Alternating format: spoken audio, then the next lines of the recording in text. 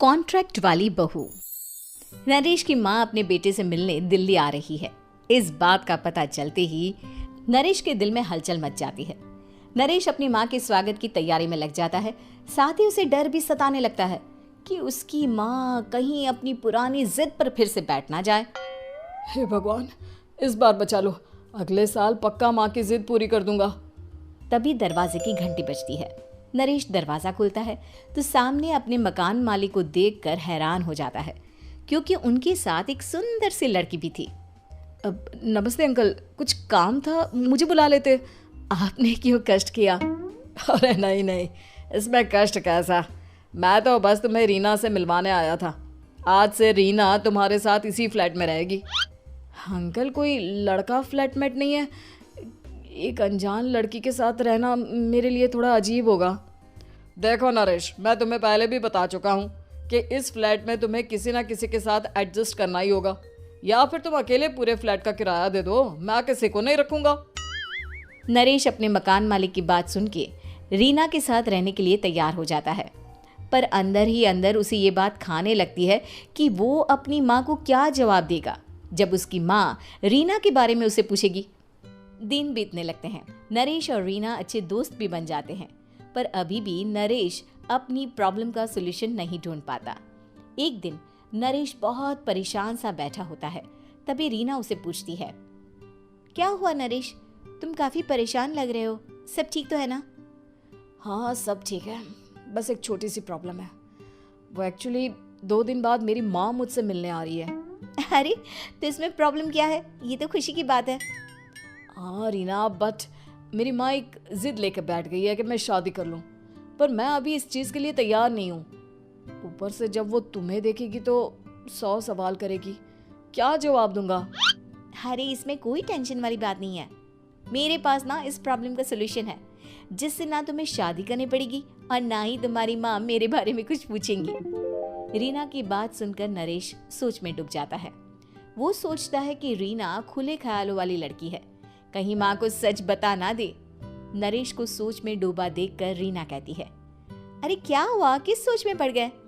Don't worry, जैसा तुम सोच रहे हो ना वैसे कुछ भी नहीं है, मेरे पास एक प्लान है। मैं कुछ समझ नहीं पा रहा हूँ, कैसा प्लान? मैं समझाती हूँ।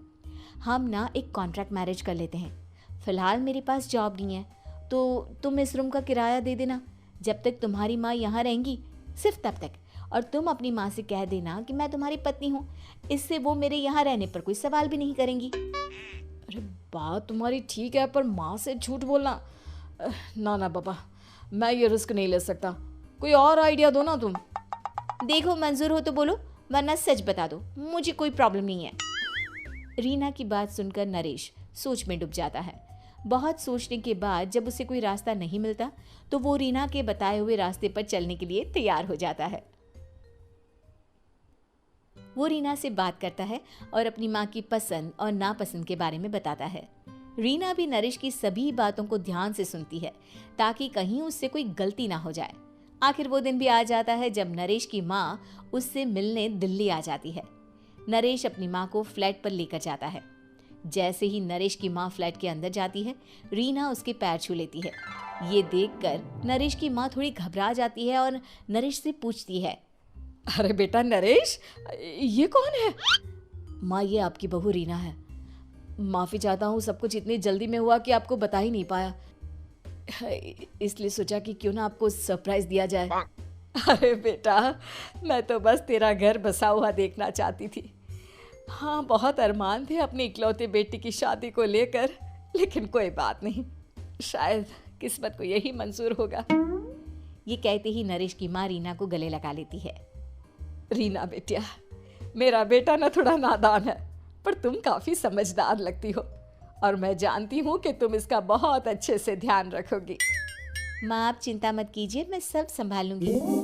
नरेश की माँ अपने बहू और बेटे के साथ खुशी खुशी रहने लगती है। दिन बीतने लगते हैं। नरेश की माँ और रीना का रिश्ता बहुत मजबूत होता चला जाता है। वो दोनों सारा दिन एक साथ रहती और खूब बातें करती। इधर साथ रहते रहते नरेश और रीना भी एक दूसरे से प्यार करने लगते हैं। दोनों को इस बात का एहसास हो जाता है, फिर भी वो इस बात को छुपा कर ही रखते हैं, एक दिन नरेश की माँ और रीना शादी के बारे में बात करने लगते हैं। रीना बिटिया, ये तो नरेश ने मुझे बिना बताए शादी कर ली, वरना मैं तो अपनी इकलौती बेटी की शादी इतनी धूमधाम से करती कि सारी दुनिया देखती रह जाती। अच्छा माँ, आप ऐसा भी क्या करती नरेश और मेरी शादी में जो दुनिया देखती रह जाती?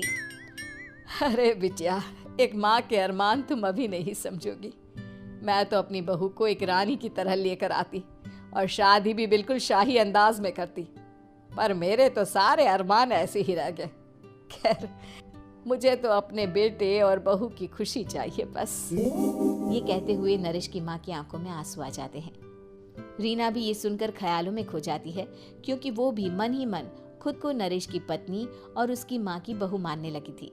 शाम को जब नरेश ऑफिस से घर आता है तो रीना खुद को रोक नहीं पाती और नरेश के सामने उसकी माँ को अपने और नरेश के रिश्ते का सारा सच बता देती है। रीना की बात सुनकर नरेश की माँ दोनों से बहुत नाराज हो जाती है और घर वापस जाने की बात करने लगती है। तुम दोनों ने मुझसे सच छुपाकर बहुत ठेस पहुंचाई है मुझे। अब तुम लोगों के साथ नहीं रहना चाहती मैं, कल ही वापस चली जाऊंगी अपने घर। माँ, मुझे माफ कर दो, ये सब मैंने रीना के कहने पर ही किया है, वरना मैं भी आपको कभी ठेस पहुंचाने के बारे में सोच भी नहीं सकता। हाँ माँ, हमने ये सिर्फ आपका दिल रखने के लिए किया, प्लीज हम दोनों को माफ कर दीजिए। तुम दोनों ने मेरे अरमानों के साथ खिलवाड़ किया है, और वैसे भी मुझे अपने बेटे के लिए एक अच्छी लड़की ढूंढनी है, इसलिए मेरा यहाँ से जाना ही बेहतर होगा। माँ की ये बात सुनकर रीना खुद को रोक नहीं पाती। माँ, क्या मैं आपके घर की बहू बनने लायक नहीं हूँ? रीना की बात सुनकर नरेश हैरान रह जाता है। नरेश की माँ भी कुछ समझ नहीं पाती। मैं कुछ समझी नहीं, आखिर तुम कहना क्या चाहती हो? माँ, मैं वो नरेश से बहुत प्यार करती हूँ और साथ ही साथ मैं आपको भी अपनी माँ मान बैठी हूँ। आज जब आपकी बातें सुनी तो खुद को रोक नहीं पाई, इसलिए सारा सच आपको बता दिया।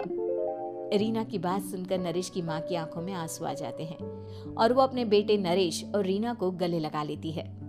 मेरे घर की बहू तो सिर्फ रीना बिटिया ही बनेगी।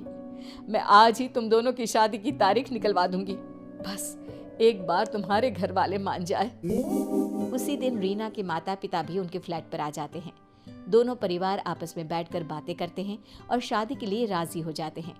रीना भी कॉन्ट्रैक्ट फाड़ देती है और कहती है, सही मायने में मैं अब बहू बनूंगी, अब तक तो सिर्फ कॉन्ट्रैक्ट वाली बहू थी।